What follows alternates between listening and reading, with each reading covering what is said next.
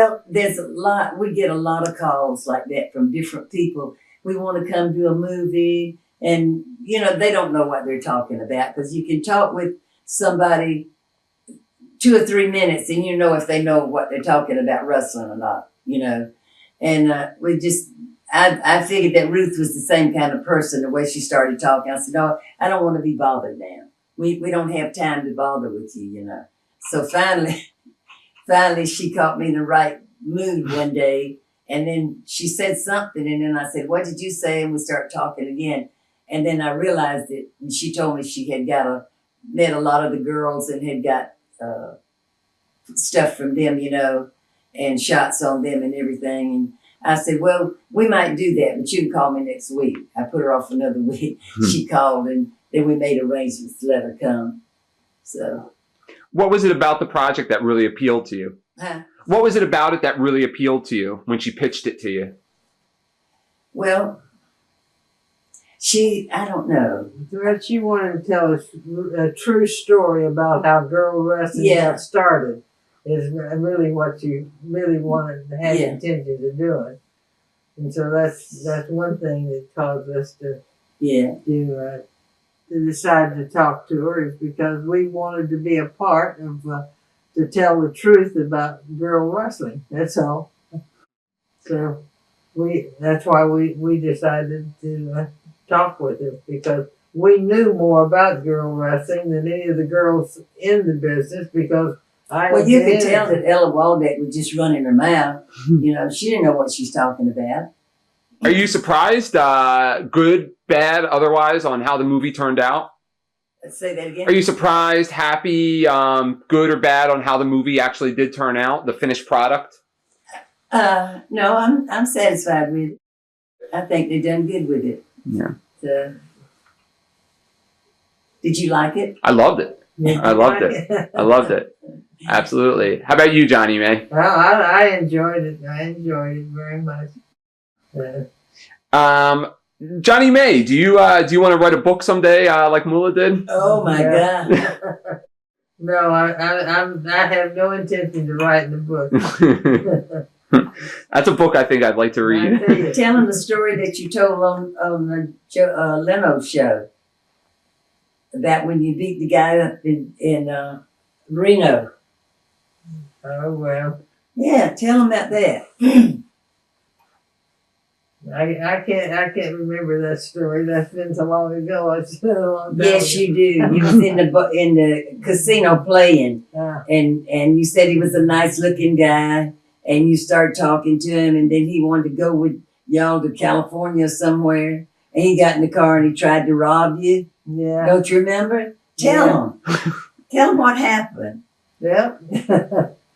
Anyway, this guy, he got in the car with us, and so he tried to rob the girl that was riding the backside of it, and stopped the car and jerked him out of the car and knocked the shit out of him like he was laying in the snow. So anyway, about 2 or 3 days later, the cops come looking and got me and my friend, and said that we did the robbery and put him out to kill him, He told his wife that. Anyway, they got it. We went. They went to court then. They had to go to court. Went to court. So we went to court, and so the court, the attorney that was prosecuting said, "Well, how could a little girl like you beat up him?"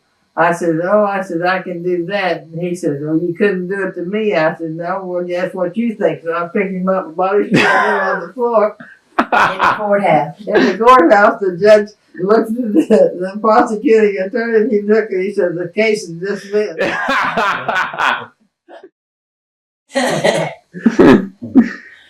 How many more matches do you think you each have in each other?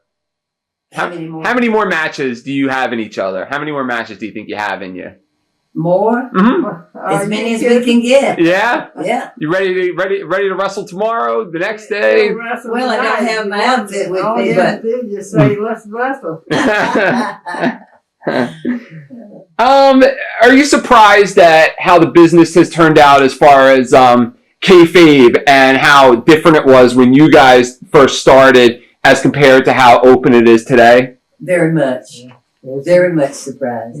It's really not only that, but it's a wonderful surprise. It's good and it's wonderful that we can have this kind of an experience with our business, because we've suffered through the hardships, and now's the time we get to get the honey on the dew, the dew on the honey. And we're lucky enough to be with the people that give us part of the good side. See,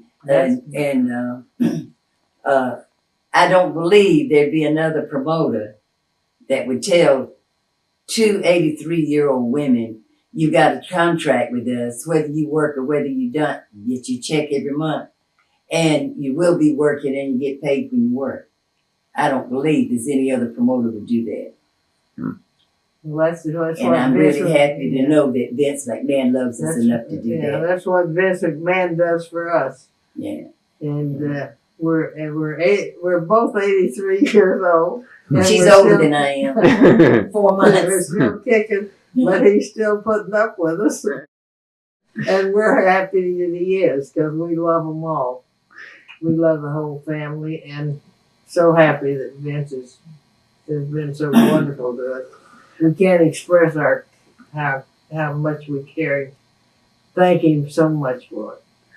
Other than yourselves, obviously, who do you think were the toughest female shooters back in the day? Other than yourselves, of course. You answer that, Johnny Lee. I don't think so. I can't answer that, because I can't answer that truthfully, because I don't think there's any of them any tougher than I was. Was she the toughest, Moolah?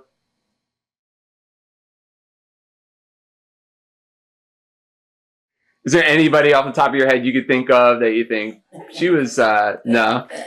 Yeah. The most important thing is the wrestling consists of two things: being a good wrestler plus a showman. And you got to have the combination of the two of them. One other thing, you got to have guts. You've got to have guts and a combination of showmanship and ability in order to be a great wrestler.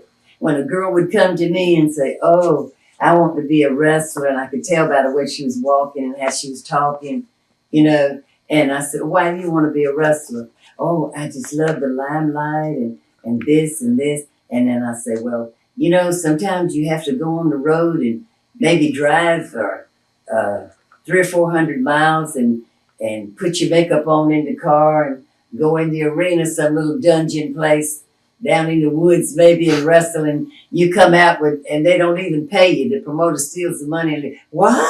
Sure, were any of the boys there?" I tell you what, when we get back home, you can go home, honey. You're not interested in wrestling. Yeah. Just want to meet the boys. Then all you got to do is go down to the arena and introduce yourself. You don't have to come here and worry me and take my time with that. I'm not going to fool with you. Watch thousands of exclusive shoot interviews right now on TitleMatchNetwork.com.